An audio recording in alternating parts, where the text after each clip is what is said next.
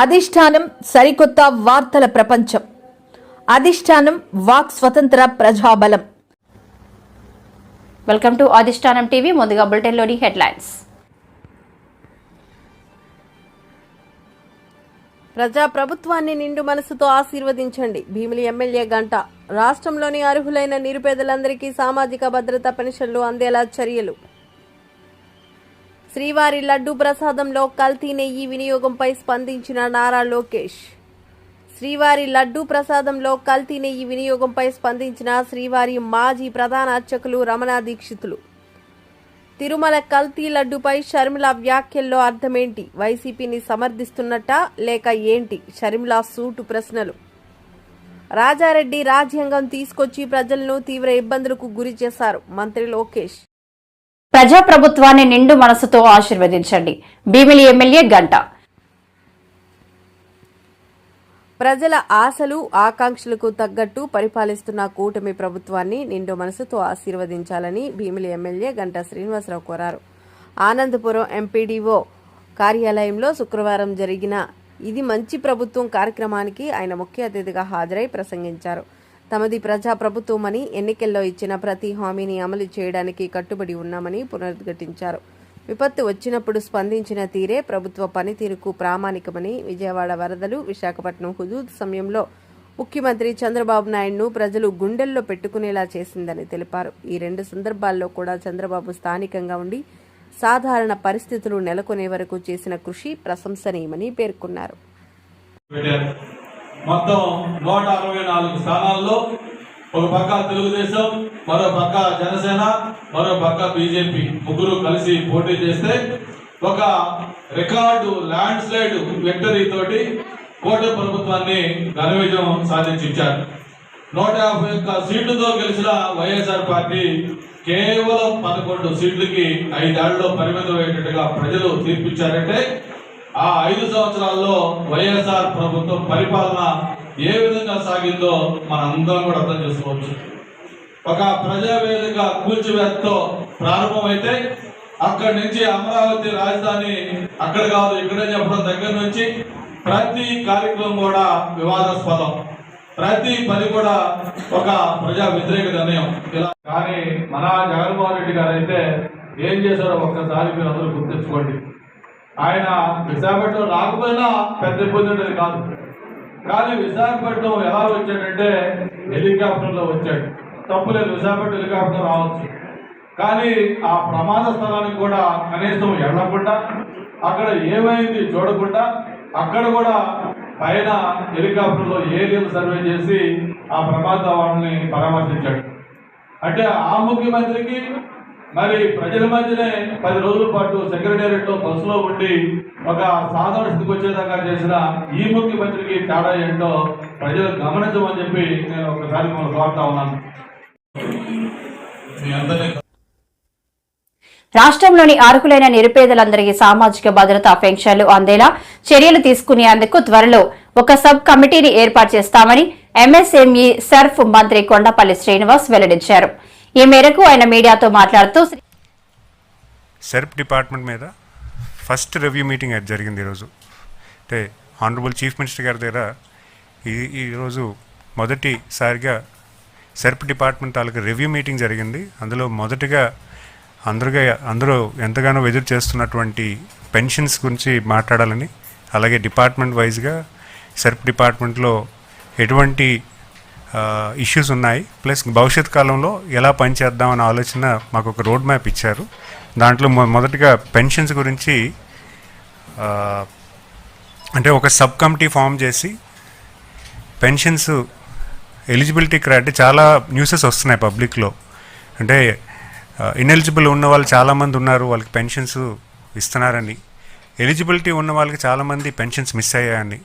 So దాన్ని ఏ రకంగా మనం స్క్రూటనైజ్ చేయాలి, ఎలా చేస్తే బాగుంటుంది, నిజంగా పూర్ అనే వాళ్ళకి మనం పెన్షన్ ఇవ్వాలి, పూర్ పీపుల్ ఎవరైతే ఉన్నారో వాళ్ళకి సాయం చేసే విధానాన్ని తీసుకొచ్చే ప్రయత్నం తీసుకురావాలని హానరబుల్ చీఫ్ మినిస్టర్ గారు చెప్పడం జరిగింది. సో దానికి ఒక సబ్ కమిటీ ఫామ్ చేసి దానికి ఒక కన్స్ట్రక్టివ్ వేలో ఎలాగ కార్యాచరణ చేయాలి, పెన్షన్ పెన్షన్దారుల ఎంపిక ప్లస్ పెన్షన్దారులు ఎగ్జిస్టింగ్ పెన్షన్ హోల్డర్లు కూడా కొంతమంది అనర్హులు ఎవరైనా ఉంటే వాళ్ళు కూడా చూసి వాళ్ళపైన యాక్షన్ తీసుకునే విధంగా చేయడానికి కూడా కార్యాచరణ చేస్తున్నాము. అదేవిధంగా మాకు 50 years పెన్షన్స్ మీద కూడా కొంత డైరెక్షన్ వచ్చింది, అది భవిష్యత్ కాలంలో చెప్తాను. అండ్ అంటే సుమారు సర్వే చేసిన దాంట్లో నియర్లీ 15 lakh మెంబర్స్ 50 నుంచి 60 years మధ్యన ఉన్నారు. సో వాళ్ళు కూడా పెన్షన్లోకి తీసుకురావాలంటే ఎలా కార్యాచరణ చేయాలి, దాని బడ్జెట్ ఎలా అలొకేట్ చేయాలి దాని మీద కూడా సార్ నెక్స్ట్ మీటింగ్లో గైడెన్స్ ఇస్తా అన్నారు. అండ్ వడ్డీ లేని రుణాన్ని కూడా దానికి కూడా భవిష్యత్తులో కార్యాచరణ చేసి అది ఎలా ఇవ్వాలో కూడా చెప్తా అన్నారు. అలా మహిళా శక్తి ప్రోగ్రామ్ మీద కూడా కొంత గైడెన్స్ ఇచ్చారు. దాని మీద కూడా క్లియర్ ఇండికేషన్ అనేది మాకు డైరెక్షన్ వస్తుంది. ఎందుకంటే దాని బడ్జెట్ ఎంత అవుతుంది, ఆ బడ్జెట్లో మనం ఎలాగా సమకూర్చాలన్న మీద కూడా మాకు డైరెక్షన్ వస్తుంది. డెఫినెట్గా కొంత వ్యవధిలో దాని మీద కూడా డైరెక్షన్ వస్తుంది. అండ్ అంతేకాకుండా ఈ డిపార్ట్మెంట్ సెర్ప్ డిపార్ట్మెంట్ ముఖ్యంగా డ్వాక్రా సంఘాలు ఏవైతే చేసి ఈరోజు ఆల్మోస్ట్ 25 years అయింది. నెక్స్ట్ ఇయర్ సిల్వర్ జూబ్లీ ఉంది. అయితే ఈ సంస్థ సెర్ప్ ఆర్గనైజేషన్ అనేది ముఖ్యంగా మహిళల తాలూకా ఎంపవర్మెంట్ కోసం పెట్టడం జరిగింది. మహిళలకి అంటే లోకల్గా కొంత ఆర్థిక. శ్రీవారి లడ్డు ప్రసాదంలో కల్తీ నెయ్యి వినియోగంపై నారా లోకేష్ స్పందించారు. చిత్తూరు జిల్లా పర్యటనకు వచ్చిన ఆయన రేణిగుంట విమానాశ్రయం వద్ద మీడియాతో మాట్లాడారు. వైవై సుబ్బారెడ్డి తిరుమలకు వచ్చి ప్రమాణం చేయడానికి కూడా సిద్ధంగా ఉన్నా చెప్తున్నాడు. నేను తప్పు చేయలేదని చెప్తున్నాడు ఆయన. అంటే దీన్ని నమ్మాలి. ఇప్పుడు సిద్ధమా?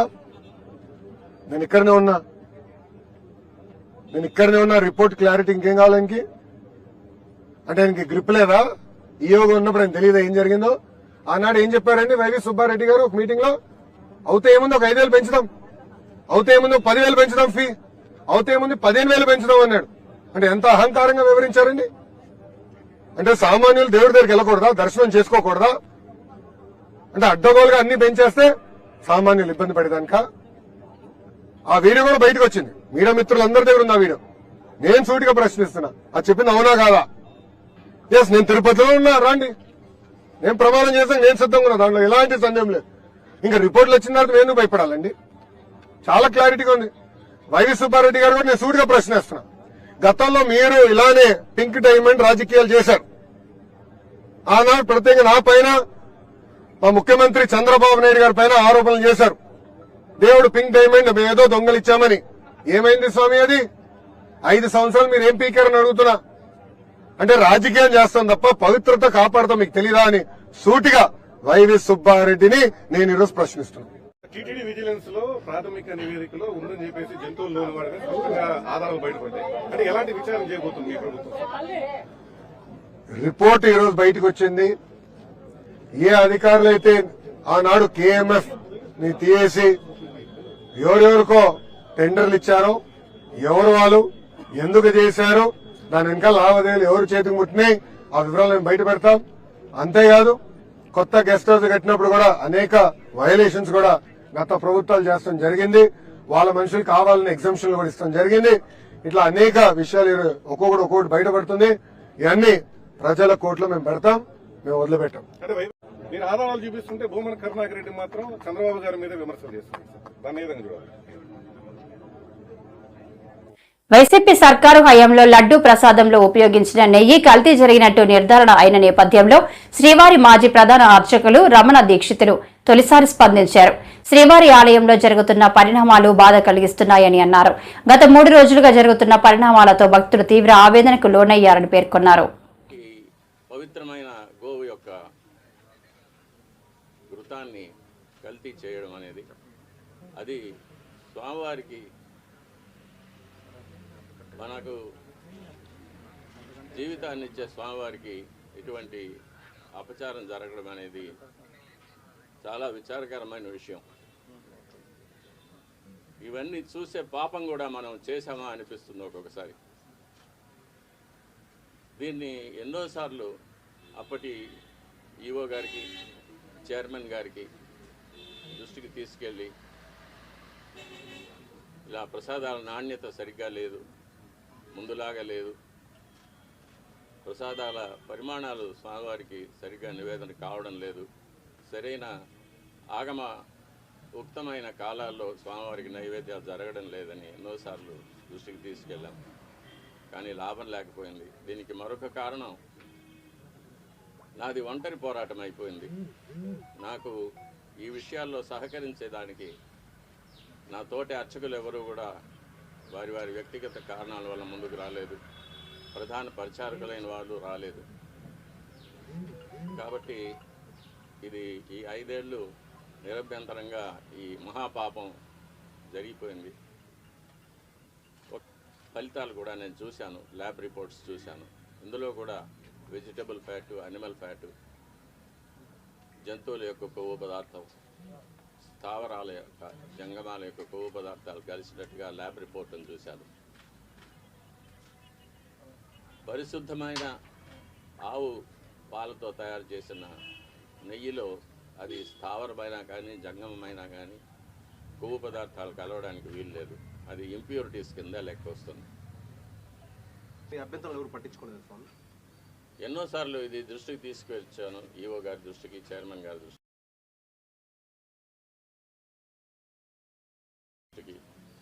కానీ ఎవరు దీన్ని పట్టించుకోలేదు. కాబట్టి అది అలాగే జరుగుతూనే వచ్చింది. నేను చూసి బాధపడటం తప్ప నేను ఇంకేమీ చేయలేకపోయాను. దీనివల్లే నేను చాలా ఇబ్బందులు పడాల్సి వచ్చింది. అయినా పర్వాలేదు, మా స్వామి కోసం నేను ఇది చేస్తున్నాను. మా స్వామి తృప్తిగా నైవేద్యాలు స్వీకరించి ప్రసన్నుడుగా ఉండి భక్తులను అనుగ్రహిస్తే అంతే చాలు. నా ఇబ్బందులు అది నాకు.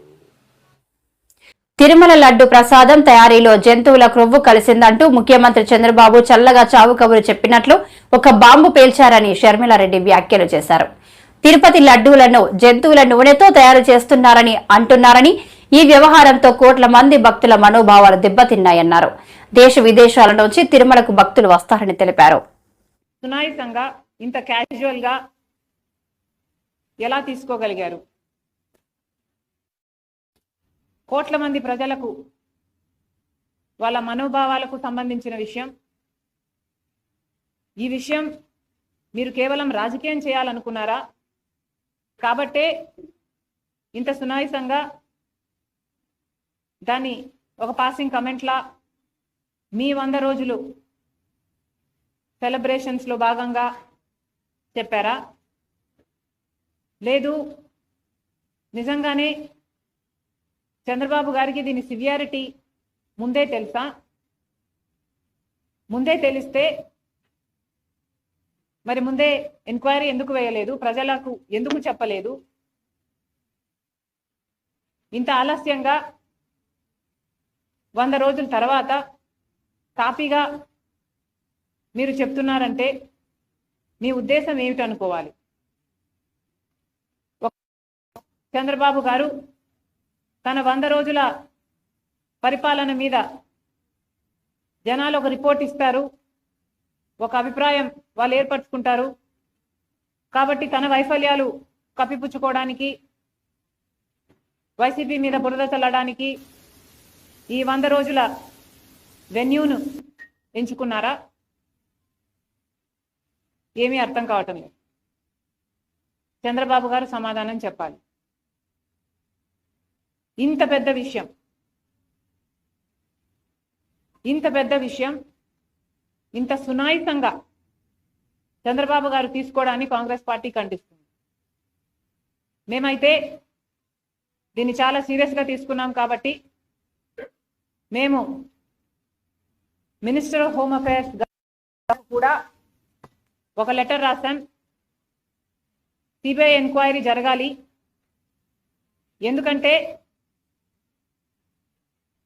సిబిఐ ఎంక్వైరీ జరగకపోతే తప్పు ఎవరు చేశారు అని ఇంపార్షియల్గా ఒక ఎంక్వైరీ జరగకపోతే తప్పు ఎవరు చేశారు అన్న విషయం బయటికి రాదు. ఇది కేవలం రాజకీయం కోసం వాడుకుంటున్నారా, లేక తప్పు నిజంగానే జరిగిందా? ఒకవేళ తప్పు నిజంగానే జరిగింటే తప్పు చేసిన వాళ్ళను శిక్షించాల్సిన అవసరం ఉంది. ఎందుకంటే వాళ్ళ మీద యాక్షన్ తీసుకోకపోతే మిగతా వాళ్ళు కూడా ఫైనాన్షియల్ బెనిఫిట్ కోసం ఇదే తప్పు చేసే ప్రమాదం ఉంది.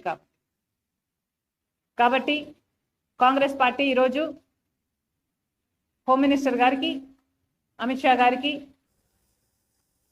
వైసీపీ అధికారంలోకి వస్తే దశల వారీగా సంపూర్ణ మద్యపాన నిషేధం అమలు చేస్తామని జగన్ అన్నారని, అది అమలు చేయకపోగా రాజారెడ్డి రాజ్యాంగం తీసుకువచ్చి ప్రజలను తీవ్ర ఇబ్బందులకు గురి చేస్తారని మంత్రి లోకేష్ తీవ్ర స్థాయిలో మండిపడ్డారు. ప్రశ్నించే వారిపై దొంగ కేసులు పెట్టారని, జైల్లో పెట్టించారని విమర్శించారు. అన్ని పారిచ్చాడు తల్లి, ఊరూరు పారిచ్చాడు తల్లి. ఇంతేకాదు ఆనాడు ఏకంగా రాజారెడ్డి రాజ్యాంగం తీసుకొచ్చి ప్రజల్ని ఇబ్బంది పెట్టారు. ఎవరైనా బయటకు వచ్చి ప్రభుత్వాన్ని నిలదీసినా ప్రశ్నించినా వాళ్ళపైన దొంగ కేసులు పెట్టారు తల్లి. మీ లోకేష్ పైన 23 కేసులు, అటెంప్ట్ మర్డర్ కేసు కూడా ఉంది తల్లి నా పైన, ఎస్సీ ఎస్టీ కేసు కూడా పెట్టారు తల్లి నా పైన. ఎంత అన్యాయంగా ప్రవర్తించారు దయచేసి ఒక్కసారి ప్రజలు ఆలోచించాలా. ఇంతేగా తల్లి ఆనాడు ఆయన కూడా పాదయాత్ర చేశాడు, ఊరూరికి ఒక హామీ ఇచ్చాడు. వాళ్ళ కార్యకర్తలు ఒక పుస్తకం తయారు చేశారు, 600 హామీలు ఇచ్చారు, ఆ హామీలు మీరు ఎప్పుడు తీస్తారని. కానీ దాని గురించి ఊసే లేదు. అలాంటిది మన ప్రభుత్వ అధికారంలోకి వచ్చిన వెంటనే ఒక పద్ధతి ప్రకారం ఇచ్చిన ప్రతి హామీ నిలబెట్టుకుంటాం తల్లి. అమ్మా మీ అందరు తెలుసు 2014 ముందల పెన్షన్ అంట 200 రూపాయలు. మన బాబన్న ముఖ్యమంత్రి అయిన తర్వాత చాలని 200 రూపాయల పెన్షన్ ని ఒకే సంతకంతో 1000 రూపాయలు చేశారు తల్లి. 5 సంవత్సరాలు అయ్యే లోపల ఆ 1000 రూపాయల పెన్షన్ ని 2000 రూపాయలు మన చంద్రన్న చేశారు. ఇప్పుడే మురళి గారు చెప్పారు ఇట్లా ఇట్లా ఇట్లా అని. గతంలో జగన్మోహన్ రెడ్డి గారు 2000 రూపాయల పెన్షన్ ని 3000 రూపాయలు చేస్తా అన్నాడు తల్లి. దానికి ఎన్ని సంవత్సరాలు పట్టింది ఆయనకి? 5 సంవత్సరాలు. అలాంటిది మన బాబన్న అధికారంలోకి వచ్చిన వెంటనే 3000 పెన్షన్ ని 4000 రూపాయలు ఒకే సంతకంలో చేశాం తల్లి. అంతేకాదమ్మా వికలాంగులకి వచ్చే 3000 రూపాయల పెన్షన్ ఏకంగా 6000 రూపాయలు చేశాము తల్లి. ఎవరైనా వికలాంగులు ఏకంగా బెడ్కే పరిమితం అవుతే వాళ్ళని ఆదుకోవాలని 5000 రూపాయలు వచ్చే పెన్షన్ ని 15000 రూపాయలు చేశాడు మన చంద్రన్న తల్లి. అమ్మా నాకు ఇప్పుడు కూడా గుర్తుంది, పాదయాత్రలో ఊర్లో ఎక్కడికి వెళ్ళినా ప్రజలు నన్ను ఒకటి అడిగేవారు, అయ్యా మా బిడ్డల్ని బాగా చదివించా ఉద్యోగాలు కల్పించని. ఇప్పుడే తల్లితో మాట్లాడుతూ ఉన్నా ఎంతమంది బిడ్డలు ఉన్నారని. నాకు 2 బిడ్డలు ఉన్నారు. నేను ఏం చదువుతున్నా, ఏం చదివారమ్మని, బాగా చదువుకున్నారు, పని చేస్తున్నారు. ఎక్కడ ఏం పని చేస్తున్నారంటే ఇప్పుడు ఐటీ ఉద్యోగాల్లో ఉన్నారు మా 2 కొడుకులు అని చెప్తుంది. అది అందరి కళ. పిల్లల్ని బాగా చదివిద్దాం, మంచి ఉద్యోగాలు కల్పిద్దాం.